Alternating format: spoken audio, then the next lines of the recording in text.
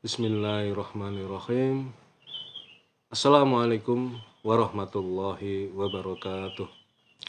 Alhamdulillah, alhamdulillahirabbil alamin. Wassalatu wassalamu asrofil anbiya wal mursalin.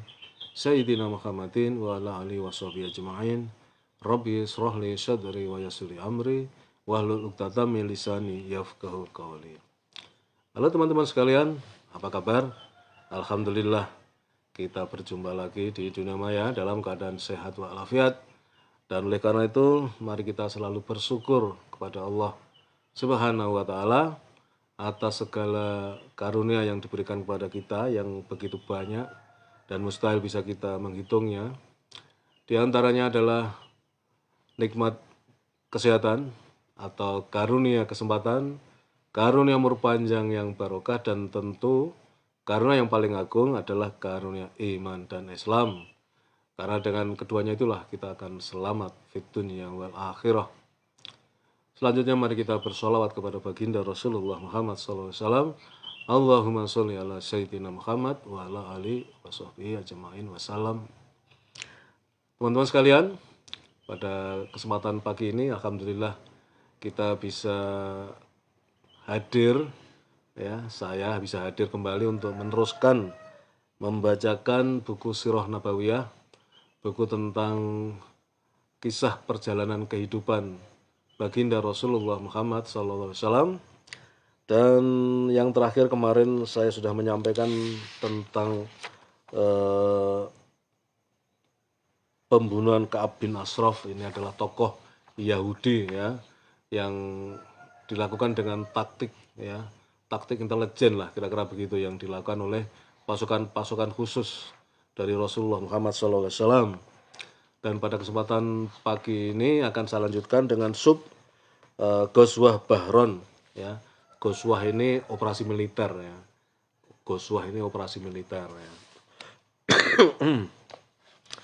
Ini merupakan patroli perang terbesar, terdiri dari 300 orang prajurit yang dipimpin langsung oleh Rasulullah SAW pada bulan Rabiul Akhir tahun 3 Hijriah menuju suatu daerah yang bernama Bahron, yaitu pertambangan di Hijaz arah Al-Far. Belum menetap di sana pada bulan Rabiul Akhir hingga Jumadil Ula tahun 3 Hijriah. Lalu kembali ke Madinah tanpa terjadi peperangan. Kemudian yang berikutnya Sariyah Zaid bin Harisah. Ini merupakan patroli perang terakhir dan tersukses yang dilakukan oleh kaum muslim sebelum perang Uhud. Peristiwa ini terjadi pada bulan Jumadil Akhir tahun 3 Hijriah. Penjelasannya adalah usai perang Badar, kaum Quraisy dilanda keguncangan dan kegelisahan. Musim panas telah tiba dan semakin dekat masa perjalanan dagang mereka ke Syam. Melakukan hal ini juga merupakan dilema tersendiri. Tradisi kaum Quraisy ini karena ketika di kawasan Mekah itu musim panas, maka di utara itu musim dingin, di daerah Syam.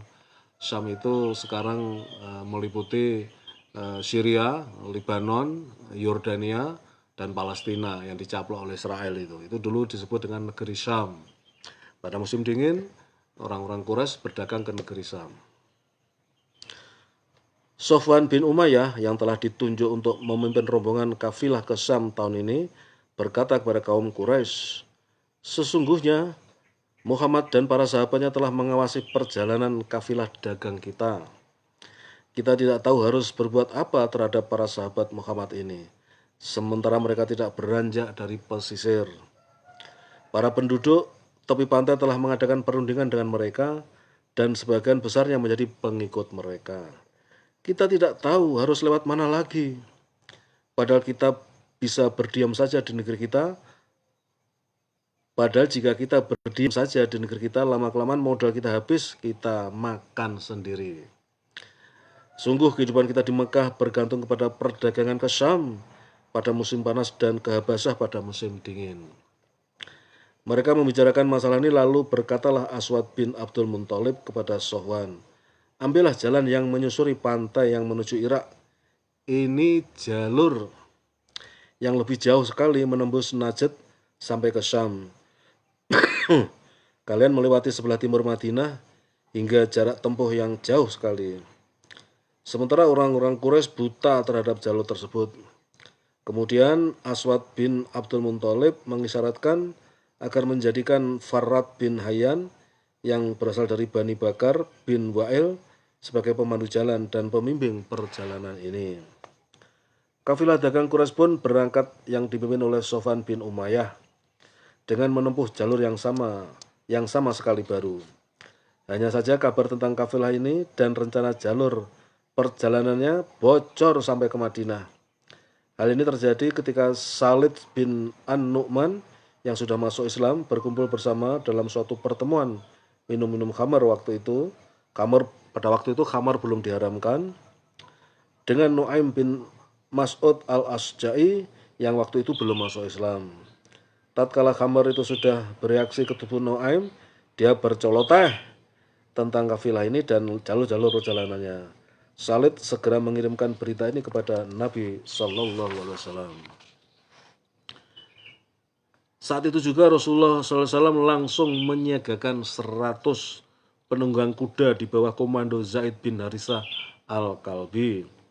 Zaid bergerak cepat hingga dapat menghadang kafilah dagang ini secara tiba-tiba di saat mereka lalai, yaitu dalam posisi menuruni sumber air kawasan Najd yang dinamakan Kordah.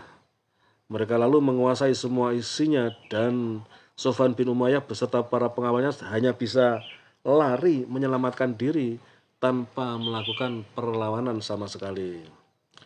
Kaum muslim berhasil menahan pemandu jalan kafilah yaitu Farrad bin Hayyan. Disebutkan dalam riwayat lainnya bahwa bersamanya juga ditawan 2 orang lagi. Kaum muslim kemudian membawa ghanimah tersebut berupa bejana-bejana dan kepingan perak yang dibawa oleh kafilah itu. Nilainya ditaksir 100.000. Nggak tahu 100.000 apa ini satuannya, nggak disebutkan ini. Kalau dinar, wah luar biasa banyaknya ini. Maka beliau pun membagi-bagikan ghanimah ini kepada tiap-tiap pasukan setelah dikeluarkannya seperlimanya atau humus. Farrad bin Hayyan sendiri masuk Islam di tangan Nabi SAW. Peristiwa ini merupakan tragedi luar biasa dan bencana yang sangat besar yang menimpa kaum Quraisy setelah perang Badar.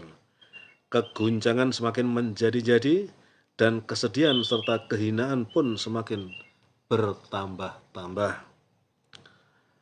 Bagi mereka hanya ada 2 jalan di hadapannya. Berhenti dari kesombongan dan keangkuhan mereka, lalu mengambil jalan perjanjian dan perdamaian dengan kaum muslim, atau bangkit berperang dengan peperangan total yang dengan itu mengembalikan kehormatan dan kemuliaan mereka dahulu, lalu menghabisi kaum muslim sehingga tidak tersisa lagi penguasaan mereka atas jalur ini dan itu. Kaum Quraisy Mekah memilih jalan kedua, maka mereka semakin bersikeras untuk melakukan balas dendam dan melakukan segala persiapan untuk menghadapi pasukan muslim dengan mobilisasi penuh untuk memerangi kaum muslim di negeri mereka sendiri. Inilah dan hal-hal lain sebelumnya yang menjadi peristiwa yang mematangkan terjadinya perang Uhud nanti. Demikian teman-teman ya, ini cukup singkat karena berikutnya masuk ke bab baru ya, Ghazwah Uhud atau perang Uhud ya. Yang kita tahu semua ya, untuk perang Uhud ini pasukan muslim mengalami kekalahan ya, karena kesalahan dari kaum muslim sendiri. Beberapa personilnya itu kemudian tidak disiplin ya, tidak taat kepada perintah Rasulullah, sehingga dalam perang Uhud ini ya, perang yang kemudian di pihak pasukan muslim mengalami kekalahan. Lebih lengkapnya tunggu tanggal mainnya ya. Saya akan sampaikan untuk sesi atau bab perang Uhud ya.